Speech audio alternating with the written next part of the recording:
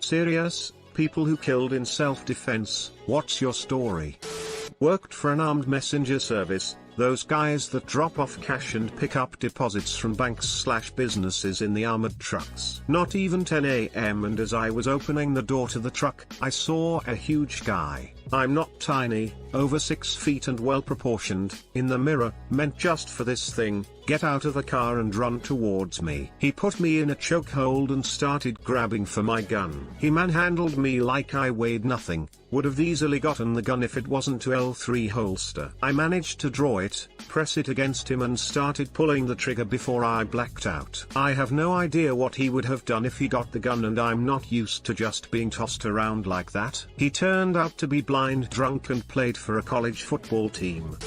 I've shared this before, not sure if it was accidental, but while in college in my first apartment, I came home from work at 3 a.m. Some dude was in the hallway outside my door, and I had a bad feeling about it. I paused and went to get the mail, hoping he would leave. Nope. I come back and he is waiting at my door. I asked him what was up, and he said he was looking for John. My name is not John, and I lived alone. I asked him to move and let me in my door. He told me to fuck off and get John. I slid between him and the door, opened it and he pushed his way in. I pushed him out, he took a swing at me. I swung back hitting him in the eye, which caused him to fall back and hit his head out cold forever. Apparently John was the guy who lived in the apartment before me. The dead guy spent 5 years in jail because of John ratting him out for drugs. Dead guy came to get some revenge. Got dead instead.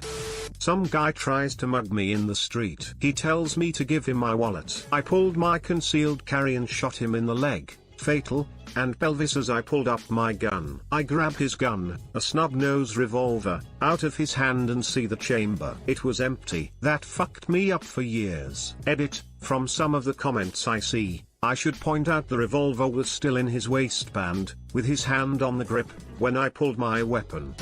I was a dog gunner in Iraq for a Hello Squadron. Our main mission was casualty evacuation. 99% of the time we didn't fire weapons. Either we didn't take fire or those shooting at us were too far away to actually hit us. Point being, we typically were not shooting at anyone. One mission I happened to be on involved grunts taking fire. We were nearby and they radioed us for cover fire. From the air it was just shooting a green patch on the ground. However, after the fight we provided the evacuation support for the wounded. One of the wounded was an enemy combatant that couldn't have been older than 16, maybe younger. There isn't a day that goes by that the image of him doesn't flash into my thoughts.